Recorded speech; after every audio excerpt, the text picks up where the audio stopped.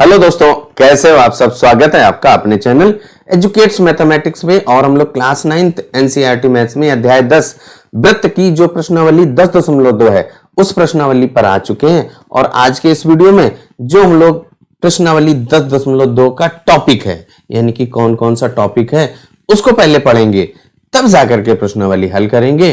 तो आज के इस वीडियो में केवल और केवल हम लोग टॉपिक पढ़ने वाले हैं। चलिए बने रहिए वीडियो में।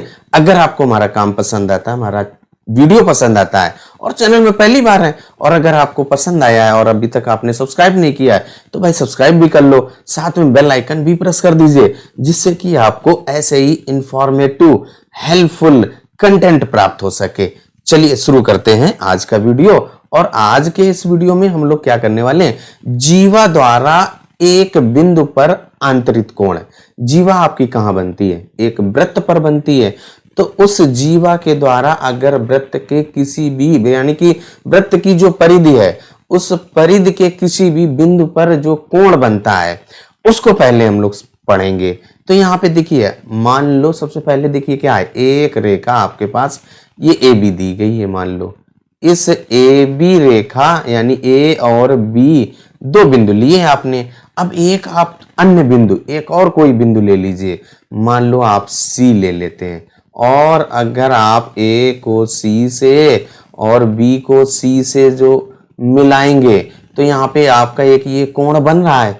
इस कोण की माप वो ए बी रेखा के द्वारा बिंदु सी पर बना कोण है। तो जो कोण ए सी बी होगा वो आपका जो भुजा या रेखा या रेखाखंड ए बी के द्वारा बिंदु सी पर बना कोण है।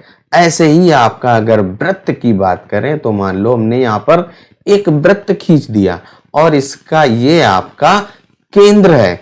अब यहाँ पे हमने क्या किया, एक जीवा खींच ली और इस जीवा ए बी नाम दे दीजिए, जीवा का नाम ए बी दे दिया।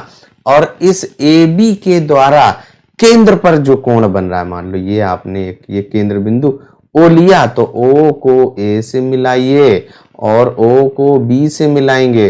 तो यहाँ पे जो आपका कोण ए ओ बी होगा, यहाँ पे हम लोगों का जो कोण एक बन रहा है ना ए ओ बी, वो क्या है, ये हम लोगों का कोण ए ओ बी इस जीवा ए बी के द्वारा वृत्त के केंद्र पर बना कोण है।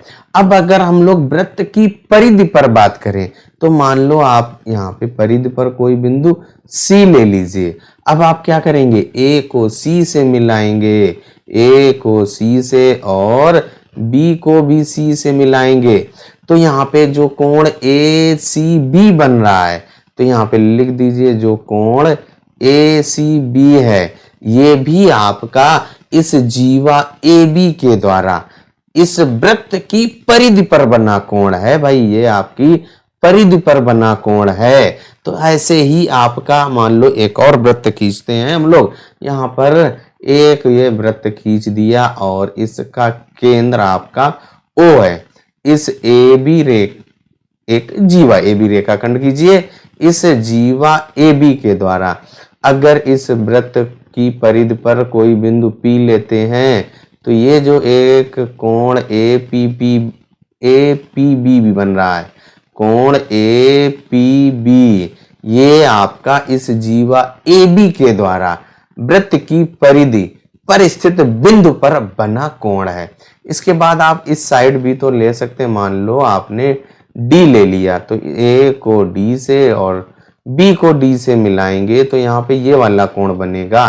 कौन सा कोण है आपका, कोण ए डी बी। ये भी आपका इस वृत्त की जीवा ए बी के द्वारा बिंदु डी पर बना कोण है। तो ये हम लोगों के कोण है। अब आ जाते हैं जो हम लोगों की प्रमेय 10.1 है। वो क्या कह रही है कि जो वृत्त की बराबर जीवाएं केंद्र पर बराबर कोण आंतरित करती है, यानी कि जीवा के द्वारा केंद्र पर बने कोण की बात कर रहा है। तो अभी हम लोगों ने पढ़ा था कि अगर आप यहाँ पर देखिए क्या है, ए बी एक जीवा खींची और उसके वृत्त के केंद्र ओ को इस जीवा के जो अंत बिंदु हैं, यानी ओ को ए से ओ को बी से मिलाने पर जो कोण ए ओ बी बन रहा था, यही आपका कोण इस जीवा AB के द्वारा वृत्त के केंद्र पर बना कोण है। अब यहाँ पे हमें प्रमेय में क्या पढ़ना है कि जो केंद्र पर कोण है उनमें संबंध, अगर जीवाएं अब अगर आपकी बराबर हैं, जो जीवाएं दो बराबर जीवाएं हैं अगर किसी वृत्त की, तो उनके द्वारा जो केंद्र पर बना कोण है वो बराबर होता है। ये हमें सिद्ध करना है, तो ये हमें उत्पत्ति करना है। अब अगर आप यहाँ पे देखिए क्या है, एक अगर आपको एक्टिविटी करने को कहा जाए या आप एक्सपेरिमेंट करने को कहा जाए, इस प्रमेय को पढ़ने से पहले अगर आप एक एक्सपेरिमेंट करें, तो जैसे मान लो आपका एक ये वृत्त दिया गया है, इस वृत्त के केंद्र यहाँ पे O नेम दे दीजिए। अब आप क्या कीजिए, कोई एक किसी भी त्रिज्या का एक वृत्त खींचिए। अब इसके बाद क्या करिए, बराबर लंबाई की यानी कि समान लंबाई की दो जीवाएं खींचिए। मान लो आपने एक ये जीवा खींची और इसका नाम दे दीजिए PQ, और P को O से और O को Q से, तो यहाँ पे जो कोण आपका POQ। अब इसके बाद एक अन्य जीवा और ले लो, मान लो आपने ये, और उसकी लंबाई आप क्या करिए, इस PQ के बराबर ही रखेंगे और उसका नाम दे दीजिए AB, नाम दे दीजिए भाई AB दे दीजिए, CD दे दीजिए, जो आप चाहें।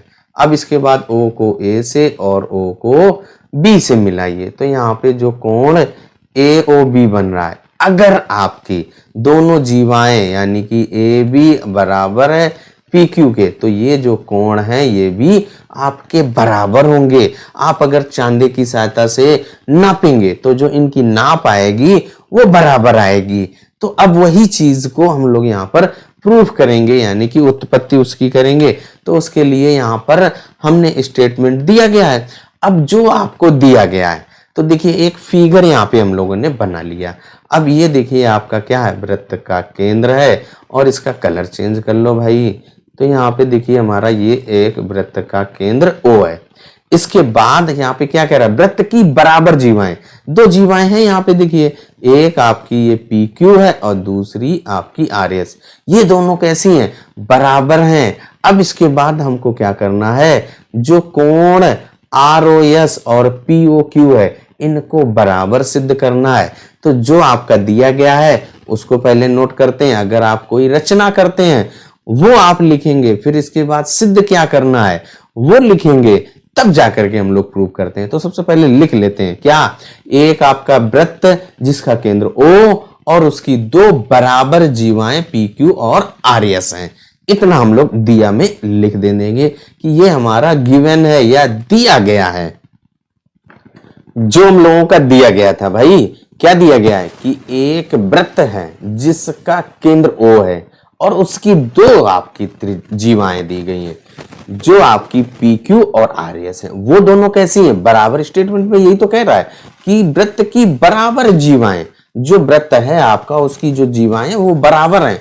तो यही तो यहाँ पे हम लोगों ने लिख दिया कि एक वृत्त जिसका केंद्र O है और जिसकी दो जीवाएं PQ तथा RS बराबर, यानी कि PQ बराबर RS है। अब इसके बाद हमें सिद्ध क्या करना है, क्या लाना है, किसकी उत्पत्ति करनी है कि जो बराबर जीवाएं हैं वो केंद्र पर बराबर कोण बनती हैं। यही तो हमें उत्पत्ति करना है। तो यहाँ पर देखिए आपका ये कोण आपका एक बन रहा है ROS और एक कोण आपका POQ है। इन दोनों को हमें क्या करना है, बराबर सिद्ध करना है। अब जब यहाँ पे देखिए क्या करेंगे, केंद्र से जो आप O को P से, O को Q से, O को R से, O को S से मिलाएंगे तो आपके दो त्रिभुज बन रहे हैं। अब इन दोनों त्रिभुजों को हमें क्या करना है, सर्वांग सम सिद्ध कर देना है। जब आपके सर्वांग सम हो जाएंगे तो जो सर्वांग सम त्रिभुज के संगत भाग बराबर होते हैं, तो जो केंद्र पर बने कोण बराबर हो जाएंगे। तो चलिए उसके लिए उत्पत्ति करते हैं। यहाँ पे देखिए सबसे पहले त्रिभुज, जो आपके दो त्रिभुज बन रहे हैं ना, एक आपका त्रिभुज POQ बन रहा है और एक त्रिभुज आपका ROS बन रहा है। तो यहाँ पे लिख देंगे कि त्रिभुज POQ तथा जो दूसरा त्रिभुज है कौन सा, त्रिभुज ROS में, इन दो त्रिभुजों को लीजिए। अब यहाँ पे देखिए जो OP है, इस OP की संगत भुजा आपकी OR है। तो यहाँ पे लिख दीजिए कि OP बराबर है OR। यही तो है, OP और OR बराबर है। क्यों बराबर है भाई? ये दोनों आपकी OP और OR क्या है? वृत्त की त्रिज्या है भाई। ये दोनों त्रिज्याएं हैं, तो इसलिए त्रिज्याएं आपस में बराबर होती हैं। वृत्त की त्रिज्याएं बराबर होती है, तो हम लोग पहले से पढ़ चुके हैं, तो वही यहाँ पर लिख देना है भाई। वही चीज हम लोगों ने लिख दिया है भाई कि OP और ये देखिए आपकी जो OP भुजा है वो इस OR की संगत है, वो बराबर होगी। इसके बाद जो भुजा OQ है वो आपकी OS की संगत है। देखिए OP और इसके बाद आपकी OS है ना, OP और OR ये दोनों बराबर हैं। इसके बाद OQ और OS ये दोनों बराबर हैं। अब इसके बाद देखिए PQ बराबर RS है। ये तो आपका दिया गया है, सबसे पहले ही दिया गया है कि जो वृत्त की दो जीवाएं हैं वो बराबर हैं। तो यहाँ पे क्या हो जाएगा, PQ बराबर आपका RS है, और ये क्या है भाई, आपका दिया है। यहाँ पे लिख देंगे दिया है। अब यहाँ पे देखिए आपके जो तो त्रिभुज बने हुए हैं, ये दोनों त्रिभुज क्या हो गए, सर्वांगसम हो गए। क्यों? तीनों भुजाएं, संगत भुजाएं बराबर हैं। तो यहाँ पे लिख देना है कि त्रिभुज POQ लिखना है कि हमारा जो त्रिभुज POQ और त्रिभुज ROS यहाँ पे लिख दीजिए सर्वांगसम हो गया त्रिभुज ROS के। और कौन सी आपने कंडीशन सर्वांगसम की, जो त्रिभुज वाला अध्याय पढ़ा है उसमें हम लोग पढ़ चुके हैं। तो यहाँ पे यस यानी कि भुजाएं आपकी वो भी संगत भुजाएं आपकी बराबर हैं, तो इसलिए ये क्या हो गया, सर्वांगसम हो गए। अब जब सर्वांगसम हो जाएंगे तो यहाँ पे लिख देंगे अतः यहाँ पे क्या हो जाएगा, जो कोण POQ बराबर हो जाएगा कोण ROS। यही तो हमें सिद्ध करना था। और ये क्या है, CPCT। अधिकतर आप यही लिखेंगे कि जब आपके दो त्रिभुज सर्वांगसम हो जाते हैं तो जो उनके संगत भाग, सर्वांगसम त्रिभुजों के संगत भाग समान होते हैं, तो इसको अंग्रेजी में corresponding part of congruence triangle, तो शॉर्ट में लिख दिया जाता है CPCT। यानी कि सर्वांगसम CPCT का मतलब क्या होगा भाई, सर्वांगसम त्रिभुजों के संगत भाग समान होते हैं। ये बात आपको ध्यान रखनी है। और इस तरीके से जो हमारी प्रमेय 10.1 है कंप्लीट हो जाती है। तो आज के इस वीडियो में केवल हम लोग 10.1 प्रमेय ही पढ़ेंगे।